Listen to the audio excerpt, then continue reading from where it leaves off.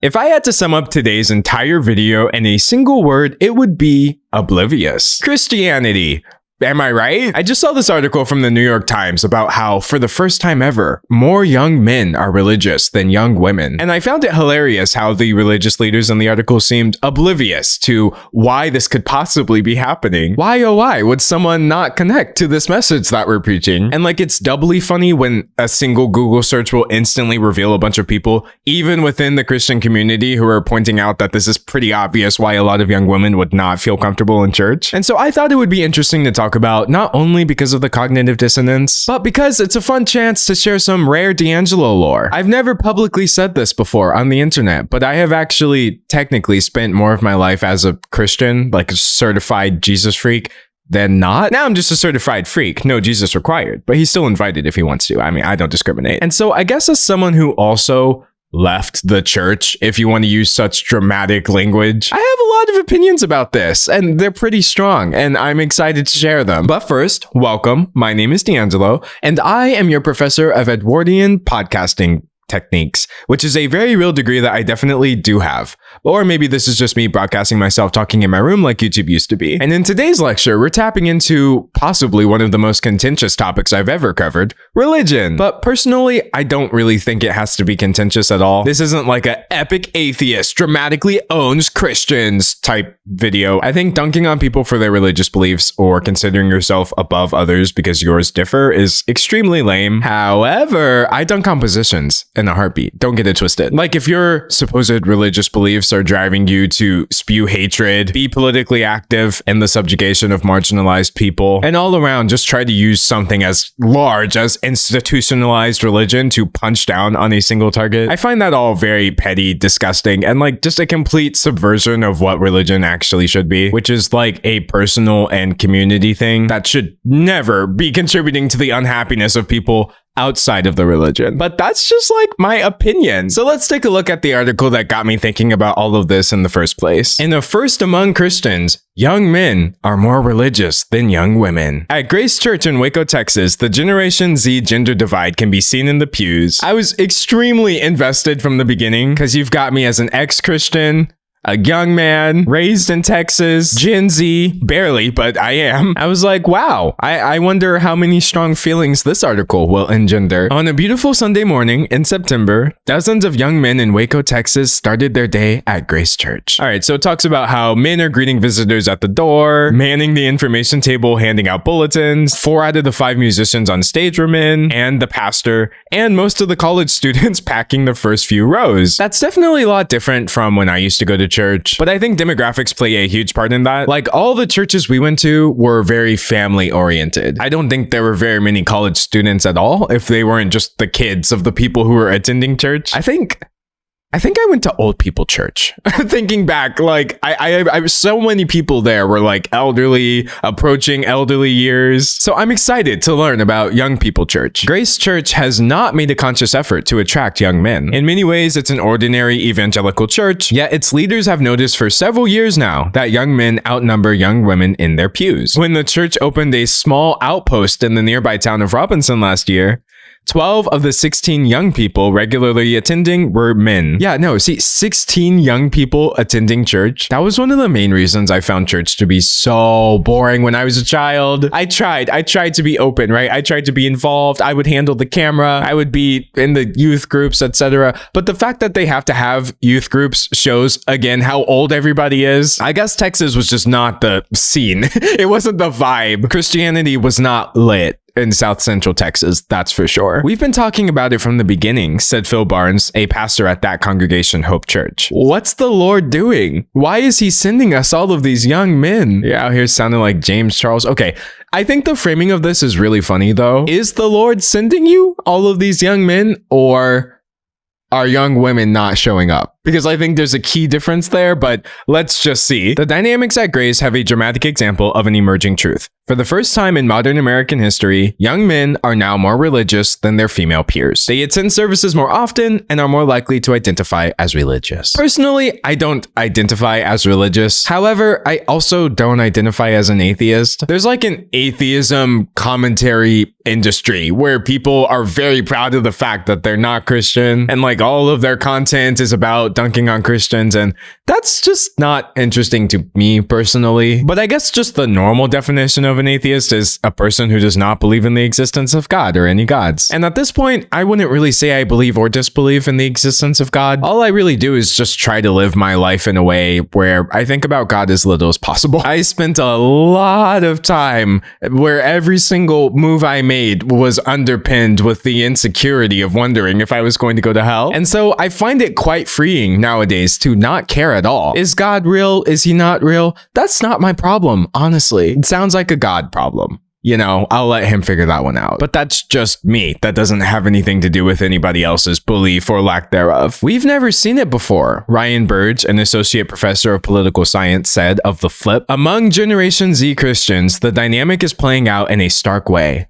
The men are staying in church while the women are leaving at a remarkable clip. See, that's why I'm saying framing this as, oh my God, we're getting all these young men is silly. You know darn well it's a problem that women just don't want to show up. Church membership has been dropping in the United States for years, but within Gen Z, almost 40% of women would now describe themselves as religiously unaffiliated, compared with 34% of men who would describe themselves as religiously unaffiliated. Wow. I honestly never know how to read these surveys where you ask like 5,000 Americans, but regardless of the exact numbers, I have seen this trend anecdotally in my personal life. The men and women of Gen Z are also on divergent trajectories in almost every facet of their lives, including education, sexuality, and spirituality. I never know exactly how to feel about articles that are like, men and women are clashing. Because on the one hand, as long as you have men in power blocking women from access to abortion and other healthcare, yeah, we're gonna have to clash over that, unfortunately. As long as men in power continue to devalue women in the workplace or belittle them for existing outside of traditional gender roles, there will be a problem. However, I also feel like the term gender war gets thrown a lot, which makes me really sad. And I think it makes me sad for like a couple reasons. On the one hand, a lot of media does straight up try to divide people over things that we do not need to be divided over. We see it with like generations. There's a generational war between Gen Z and millennials. It's so stupid. But another reason it makes me sad is because I feel like it's kind of a self-fulfilling prophecy where men who buy into this gender war thing are coming at it from the perspective of women are no longer as traditional as they used to be, and men, our problems are not being answered. Women are getting propped up and hyped up. Like, it's a very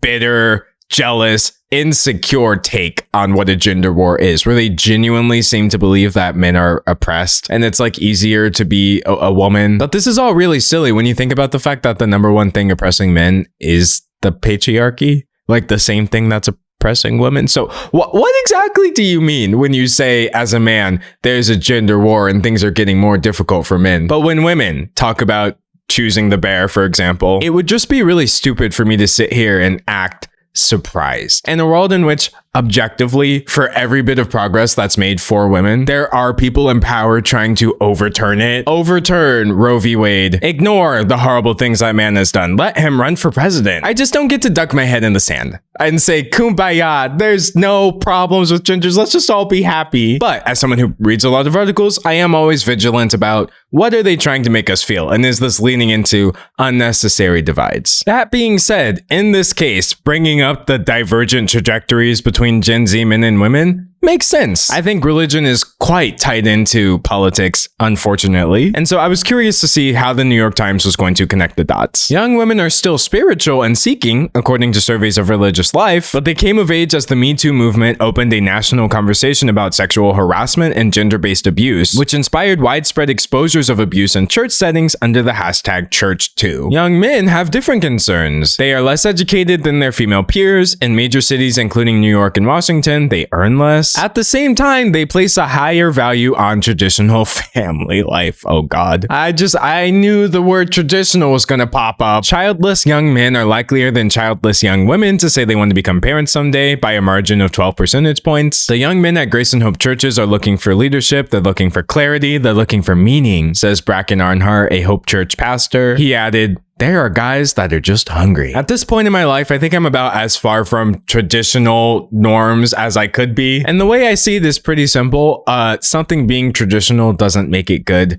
and it also doesn't make it bad. Like if you do see value in traditional gender norms and you're with somebody who sees value in, I don't really see how that's a problem. But why, oh why, is there so much rhetoric that specifically exists to put people down for abandoning traditional norms? That's kind of the whole basis of conservatism, right? Things were better before. Make America great again, conserve tradition, etc. And I really just feel like idolizing things because that's how they always have been is an insanely unprogressive way to move throughout life, especially when you start applying that to other people. By all means, have a family, man, wife, great, love it. But people who act like traditional norms are somehow under attack, they really just send me when it's genuinely so easy to abide by those and mind your own business. But anyways, this growing gender divide has the potential to reshape the landscape of not just religion, but also of family life and politics. In a poll of 6 swing states in August, young men favored former President Donald Trump by 13 points, while young women favored Vice President Kamala Harris by 38 points, a 51-point gap far larger than in other generational cohorts. This is so frustrating, honestly, because it is true. For some reason, you've got these whacked out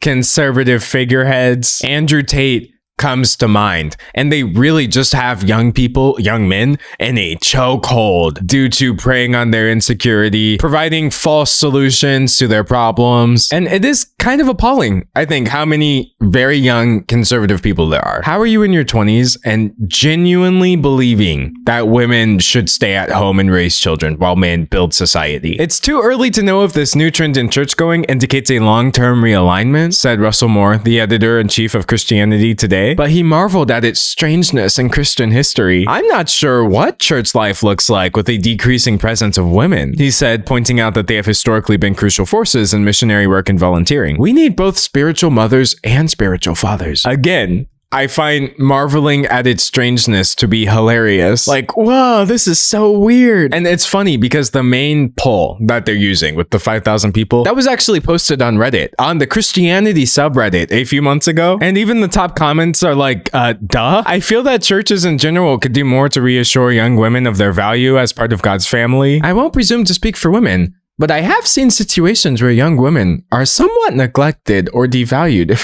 I'll speak for young women. They're treated like absolute garbage in so many churches. I was just a little boy sitting through lectures about shaming women for how they're dressing, singling out lesbians for some reason as some indication of how the world is going to hell, mocking them for the music they're listening to, implying basically that they're so stupid. The world is so worldly, it's gonna corrupt them because women can't think for themselves. They can't possibly listen to Beyonce and still identify as a Christian, right? And it basically boiled down to the same issue that's at the heart of this whole discussion. Women are less traditional now. They're less traditional, and that's bad, and we hate it. Hence them being somewhat neglected or devalued if they're not married. I like the top reply saying churches in general could do more to reassure congregants of a woman's value. We aren't often walking around devaluing ourselves in a vacuum. The narrative about the value and roles of women in society needs to change. And so yeah, when the church tends to be literally the hub world of the root issue that is underpinning all of these political problems for women, it's just so very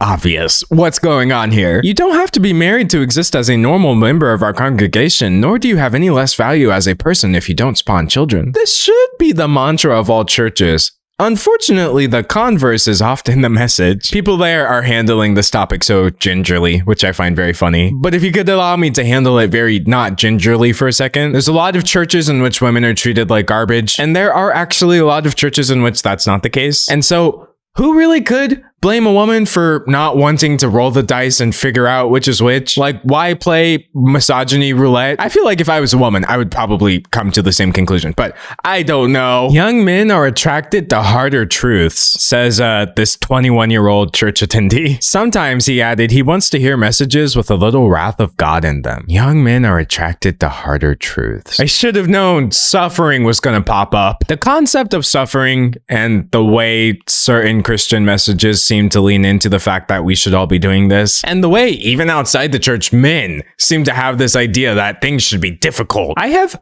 literally never related to it. Not even for a millisecond. Not when I was a kid, hearing the pastor talk about how we should be suffering. Not when I was a grown-up, sorting through Andrew Tate videos so I could make a video about how, no, maybe we should not be suffering. Why? Why are young men attracted to harder truths? You know, he's not wrong. And I think I know the answer. It's definitely stemming from this idea that softness is femininity, right? Easy things are like a woman's job. And so you really got to reconnect with your masculinity by putting yourself through challenges. But the way I see masculinity for me personally is I'm just a man.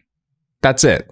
Nobody's opinion about me or how I dress or what I do in my life gets to dictate my level of manliness. I could grow my hair even longer if I wanted to. I could wear pink in every video. I am what I identify as, period. I don't have to suffer through anything to prove my masculinity to anybody because I don't have to do anything to prove my masculinity to anybody. Part of that is a privilege of being cisgender, but part of that is also complicated by transphobia and misogyny, where certain people feel like I should have to prove things to them that I really don't. And so I wish this energy would be evaluated a little more critically. Why the heck do you want your life to be harder, my guy? Why do you want the wrath of God to be preached to you from a pew? Part of me wants to be very older brotherly and say, it's okay. You don't have to go through this. But the rest of me is just like, no, this is stupid. This is dumb. Hello. Pastors emphasize Jesus's masculinity, and men's ministries like Promise Keepers exhorted followers to embrace their roles as husbands and fathers. Like, you shouldn't have to make Jesus seem like Dwayne "The Rock" Johnson for men to follow him. Religion is coded right and coded more traditionalist for young people, said a minister at UC Irvine. And for some young men he counsels, Christianity is perceived as one institution that isn't initially and formally skeptical of them as a class, especially in the campus setting. We're telling them you are meant to live a meaningful life. Okay, so he very vaguely seems to be saying Christianity's draw for these guys is that they don't feel called out, but we need to be skeptical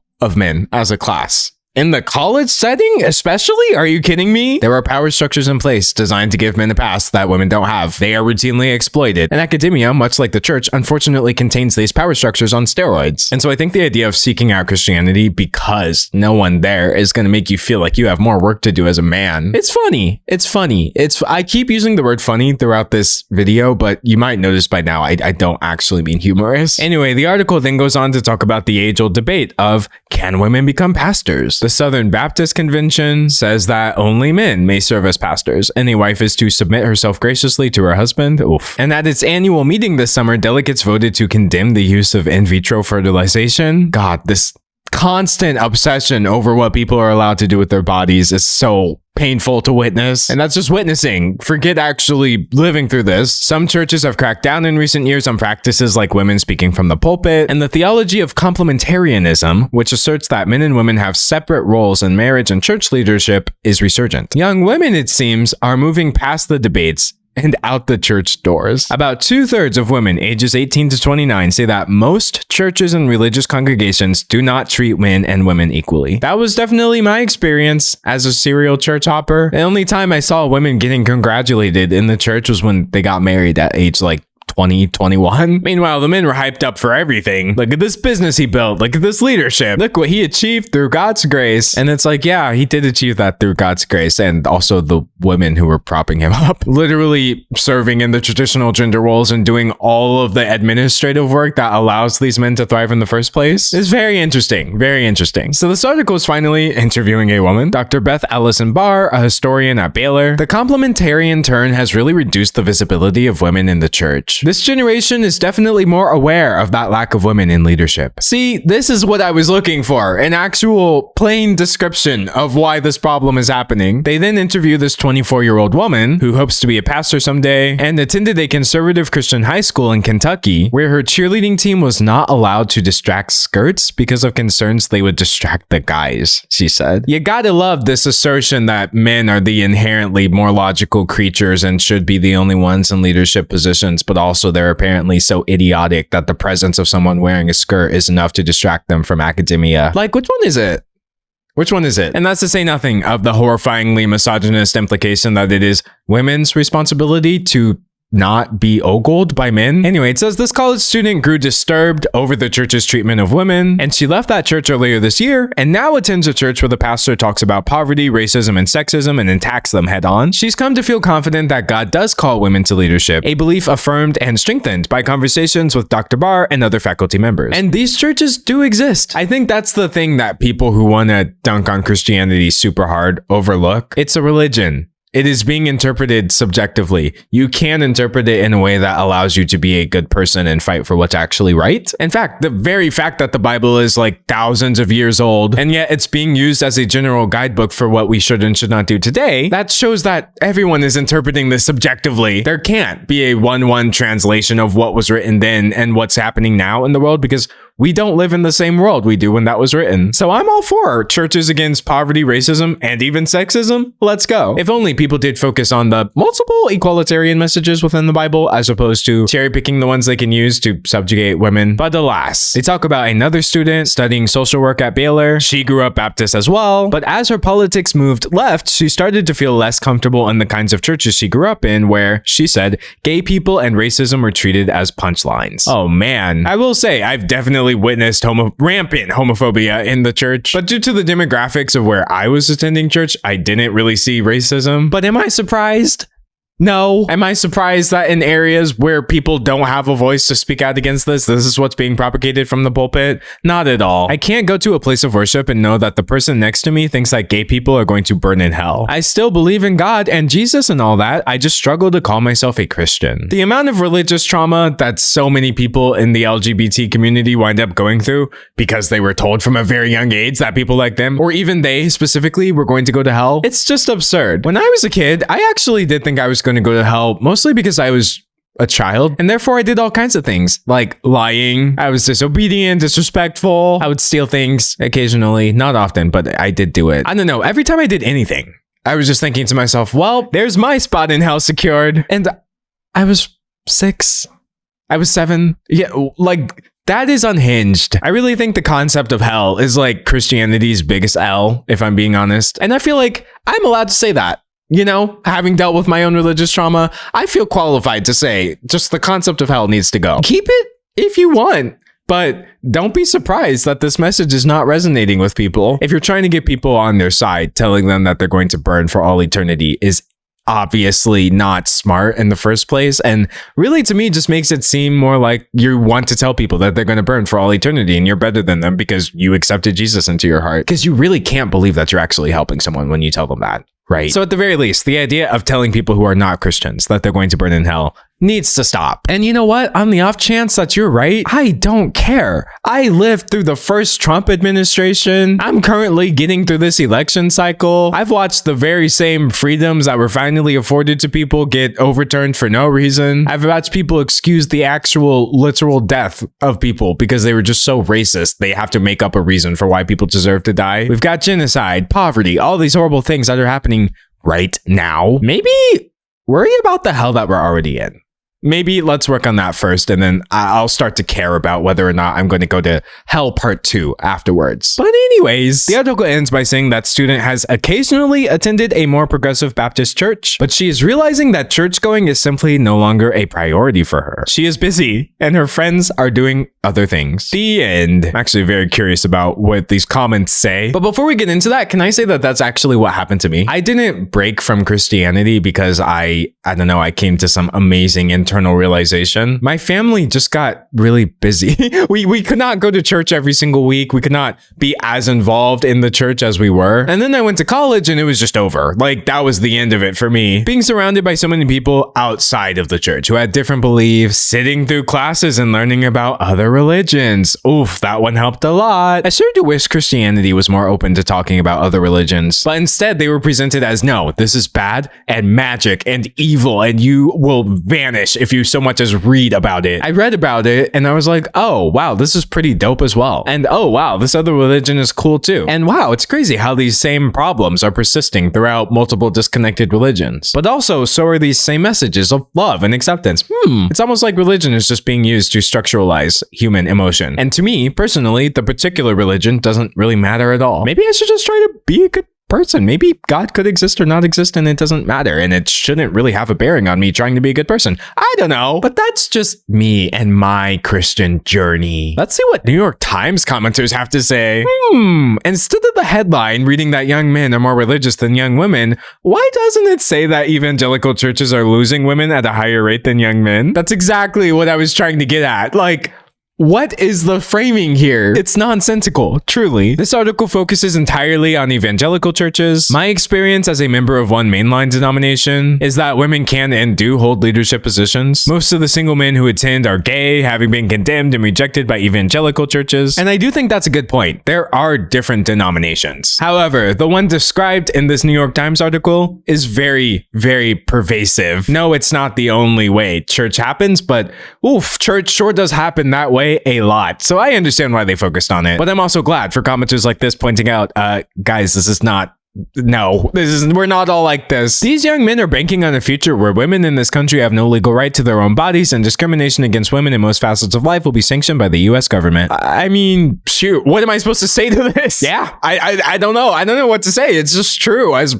you could want it to be true or not true, but these men are Trump supporters. They are conservatives. The article made that very clear. Trump supporters and conservatives are indeed trying to bring out this situation for women. So what a very, very succinct but accurate way of responding to this article. What a surprise. Not. Women don't want to participate in churches that treat them like second-class citizens? A religion that pours resources into fighting to keep women's bodies a public commodity is losing respect from women? What a shocker. Now, I love these comments, actually. Wow. I don't know what I expected to see here, but I'm all for this. I guess the last one I'll read is a bit of a dissenter. I'm glad the Christians are embracing young men. All the apostles were men, young men. There's nothing wrong with young men coming together. We should applaud their openness and create more opportunities for their love of fellow men to flourish. Cool, but why is this flourishing at the expense of women, though?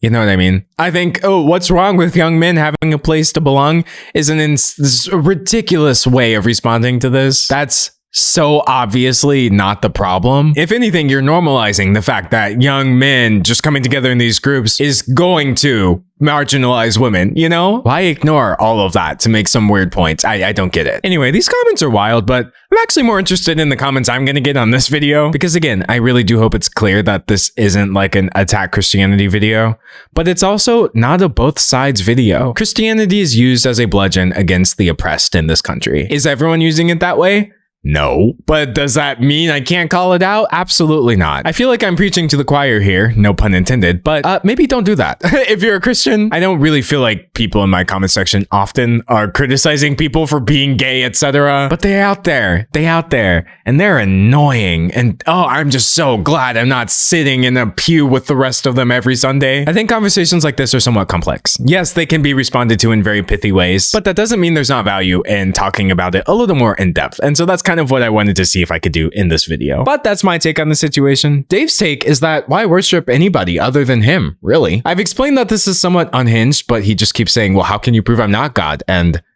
I actually don't know. But I'm of course excited to hear your take. I mean, this is the part of the video where a layman would ask you to subscribe, like the video, and leave a comment. But I will ask you to enroll, evaluate the video, and submit your feedback. Because I'm of course running a 100% completely, totally, all the way, okay, maybe not really, somewhat unaccredited university.